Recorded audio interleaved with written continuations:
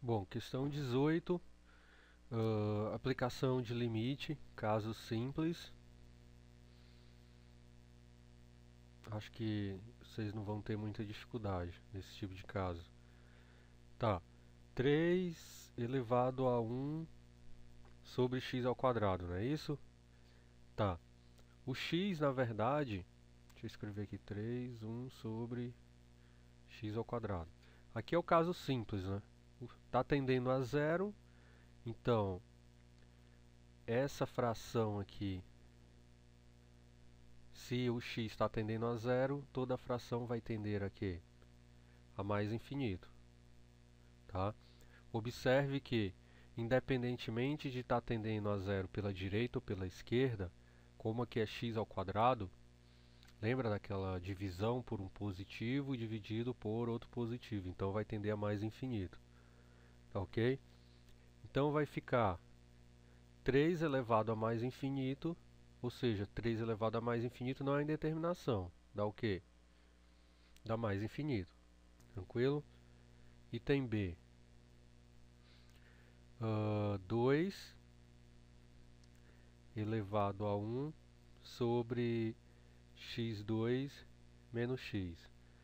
Tá, deixa eu reescrever assim que eu acho que fica melhor de enxergar.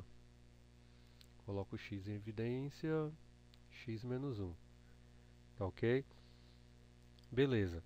Bom, aqui o zero eu já tende a zero pela direita. Tá ok?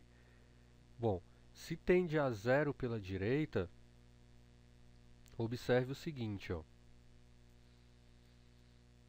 Isso aqui vai tender a zero e é aquele lance que fica zero, mas com caráter positivo. Tá ok? Já aqui não, ó. Aqui fica o quê?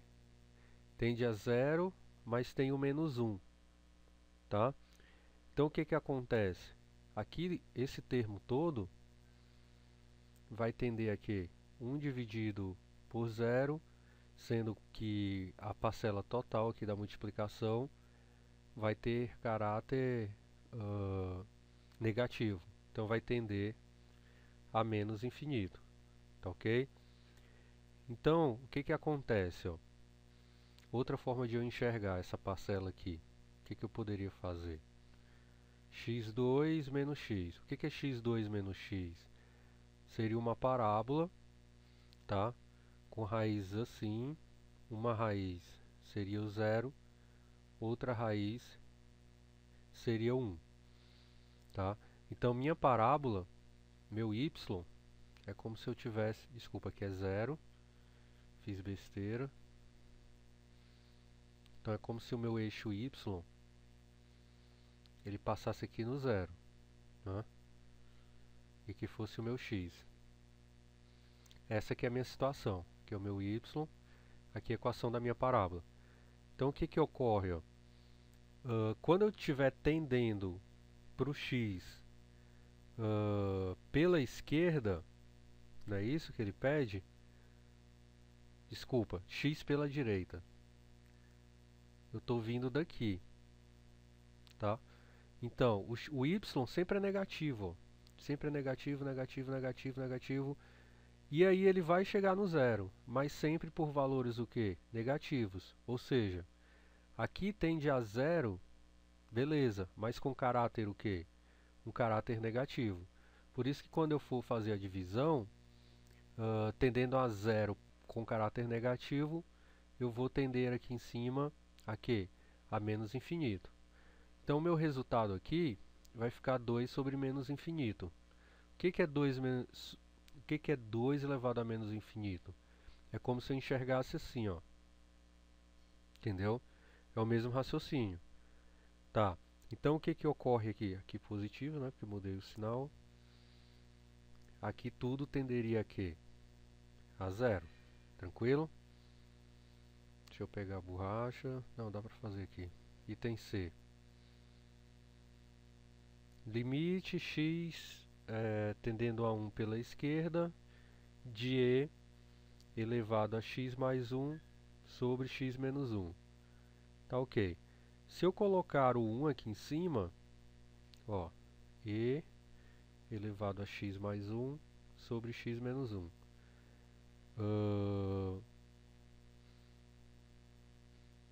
Substituindo 1 aqui, eu vou tender essa parte de cima para 2 e esse aqui o quê?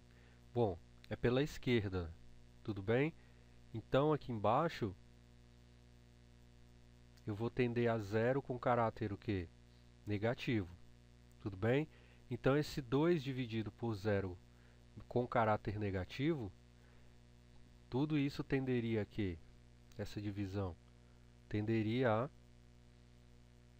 menos infinito, tá ok?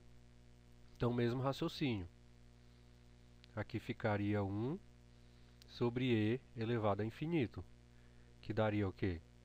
Daria 0. Mesmo raciocínio, beleza?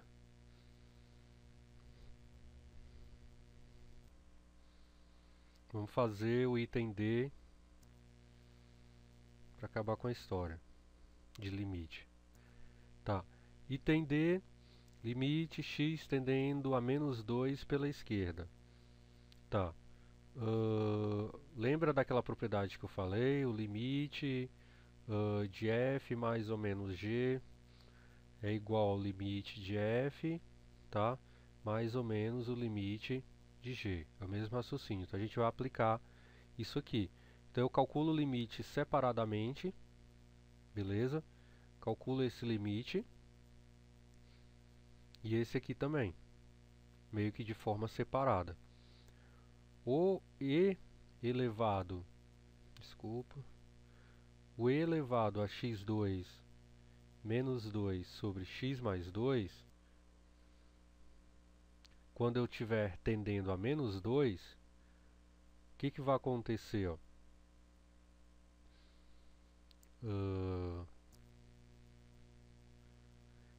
Esse x2 menos 2, aqui em cima, quando eu substituir o menos 2, aqui vai dar 4 menos 2, ou seja, 2. Aqui, menos 2 pela esquerda, ou seja, eu estou me aproximando do menos 2, ou seja, eu venho do menos 4, depois eu venho para o menos 3, e depois eu chego no menos 2. Ou seja, aqui vai tender a 0 com caráter o quê? Negativo, mesmo raciocínio. Então, essa divisão, ela tende a quê? Você já sabe, né? A menos infinito, tá ok? Tá. Se tende a menos infinito, então vai ficar 1 sobre e elevado a infinito. Isso aqui vai tender a quê? A 0, tá ok? Ou seja, 1 dividido por e elevado a um número bem grande. Já essa daqui é sobre 1 sobre x mais 1, simples, né? Esse caso é mais simples. Porque menos 2, aqui vai dar menos 1, 1 dividido por menos 1, toda fração vai dar menos 1.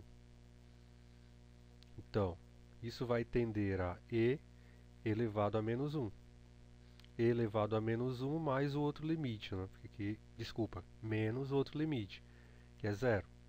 Juntando os dois, dá 1 sobre e mais 0, ou seja, 1 sobre e. Tranquilo? Bom, acabamos nossa aula de limite. Lembrar de tudo que eu falei. Limite não é difícil, na verdade, eu acho que se liga mais à prática. Então, se vocês fizerem esses exercícios, vocês vão se dar muito bem na prova, tá? E aquelas questões aquelas questões consideradas difíceis, vocês perceberam que na verdade não eram limite, eram questões de radiciação, beleza?